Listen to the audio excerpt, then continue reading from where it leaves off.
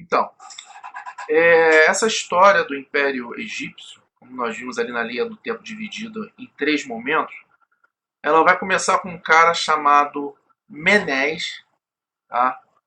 Esse cara era um nomarca, né? Ele dominou os nomos no Baixo Egito. Nós vamos ver ali o mapa, que ficava ao norte. O Baixo Egito ficava no norte, na foz do rio Nilo, onde o rio Nilo desemboca ali no oceano não, perdão, no mar Mediterrâneo. Então Menés ele vai conquistar todos os nomos do norte do Baixo Egito e depois ele vai conquistar os nomos do sul, no Alto Egito. Então ele vai unificar, ele vai ser considerado o primeiro faraó. Então foi Menés por volta do ano de 3500 que vai unificar o Egito num grande império, tá bom? Vai ser curioso que ele vai usar uma coroa vermelha, ele era do norte, e os nomarcas do sul, o governante do sul, usava uma coroa branca. Então, quando há essa unificação, vai ter uma sobreposição, uma coroa, eu vou mostrar para vocês uma imagem, sobreposta a outra, uma branca e uma vermelha, simbolizando essa unificação. Então, que assim, que é importante para a gente, a nível de questão, meio de prova ou de trabalho, o primeiro faraó vai ser um cara chamado Menés, ele unifica o Alto e o Baixo Egito, tá bom? E ele inicia a primeira dinastia egípcia. O que é dinastia, professor?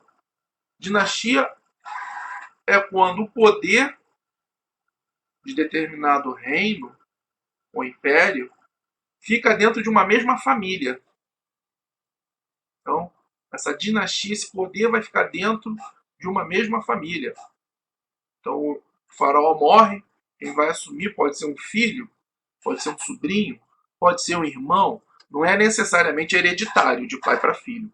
Mas é importante que esse governo, esse reinado, fique dentro de uma mesma família. Isso é uma dinastia. Tá? Então, Menés ele vai ser esse primeiro governante. Eu vou mostrar para vocês agora a imagem do mapa no Alto e no Baixo Egito e na sequência essas coroas, para a gente ter noção de como era.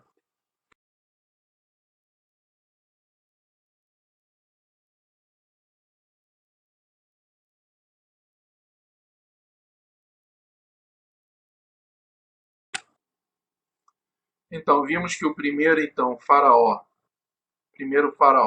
vai ser Menés, isso é importante. Então questão de teste, questão de prova, trabalho. Se vocês observarem essa pergunta, quem foi o primeiro faraó? Foi um cara chamado Menés. Ele vai unificar o Alto e o Baixo Egito. Bom, o faraó ele vai ter uma função extremamente importante na vida, na cultura dos egípcios, porque o faraó ele não vai ser tido como um representante dos deuses, ele não vai ser visto apenas como um sacerdote ou um rei. Para os egípcios, o faraó ele era o deus na terra. Então era como se eles estivessem vendo um deus andando entre eles, encarnado.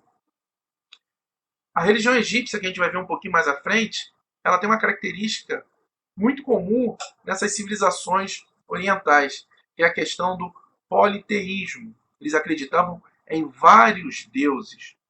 E um desses deuses era o próprio faraó. Existiram vários, centenas de faraós. Uma vastidão de dinastias. Então, assim, não vale muito a pena a gente ficar citando todos eles. Tá? Aqui no livro de vocês, na página 221, tem um exemplo de faraó que é o Amenófis IV. Amenófis IV, ou Akhenaton, ele vai ter uma importância na história egípcia, porque para alguns estudiosos vai chamar que ele é um faraó herege. O que é herege? Contrário, herege quer dizer que ele é contrário àquela doutrina de vários deuses. Ele vai ser retratado também, existem várias gravuras dele, com um crânio alongado. Tá? E ele vai tentar introduzir no Egito uma coisa chamada monoteísmo, que é acreditar num só Deus. Ele vai desenvolver um culto ao deus Atom, que vai ser simbolizado pelo círculo solar Atom. E aí por isso que ele muda de nome de Amenófis, ele passa a se chamar Akhenaton, aquele que serve a Atom. Tá? Só que a população já estava muito acostumada com aqueles deuses, com aquela variedade inteira de deuses. Cada pessoa cultuava um deus próprio. Assim, só para vocês entenderem como isso funciona. Vamos lá, quem é católico vai saber entender muito bem. Então, dentro do catolicismo tem a questão dos santos.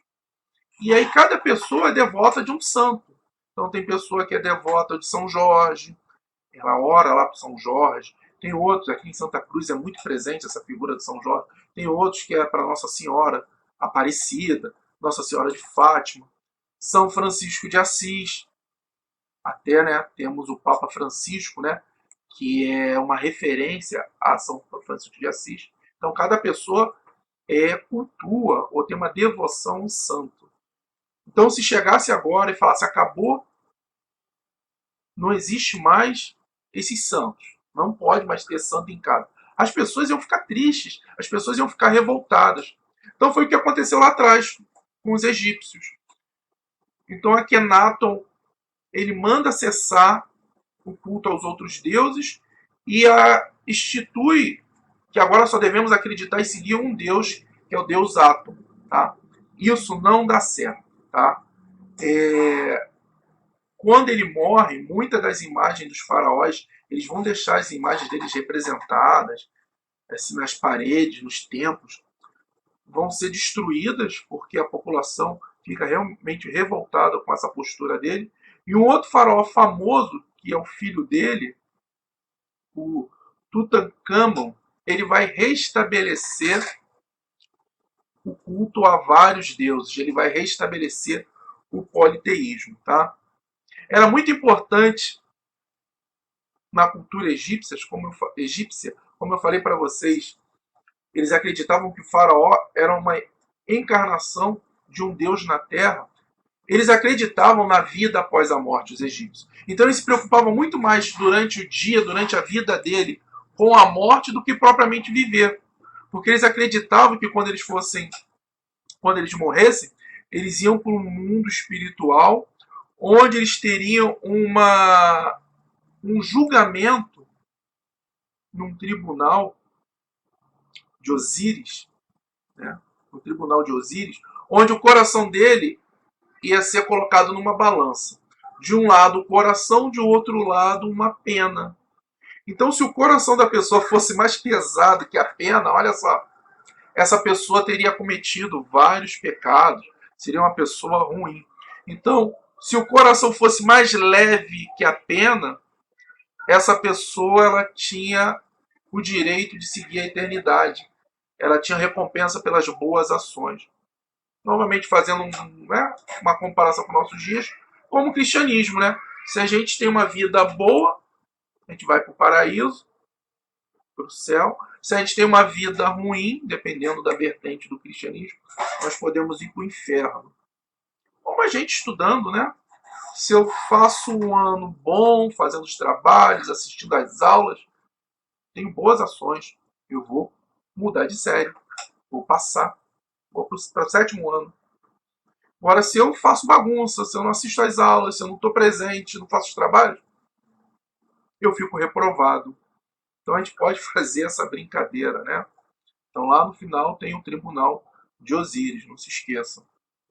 E aí a mumificação vai ser muito importante nesse momento. Porque se eles acreditavam na vida após a morte, quando a pessoa era absorvida, principalmente a figura do faraó, eles preservavam esse corpo por meio de um processo de mumificação, onde eles retiravam todos os órgãos internos, deixavam somente o coração, colocavam sacos de sal dentro do corpo, para o sal absorve a água, igual vocês quando forem lá no mercado com a mamãe, com o papai.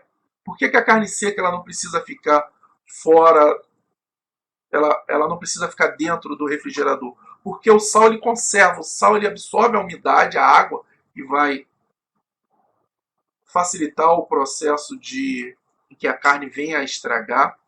Então esse sal protege. Então eles colocavam vários saquinhos de sal dentro do corpo desse faraó, retiravam o cérebro com uma haste de metal pelo nariz e retirava de uma vez só o cérebro. Imagina, uma haste entrando pelo nariz e sendo retirado o cérebro inteiro, porque é uma gelatina o cérebro. Então saía todo pela narina. E aí usavam azeite, extratos de minerais, ervas. Depois de 72 dias mais ou menos, eles limpavam esse corpo e envolviam com ataduras, né? Como a gente vê lá em filmes, né? Que é o processo de mumificação, tá bom? Eu vou mostrar agora uma imagenzinha de como era esse processo aqui de mumificação para vocês.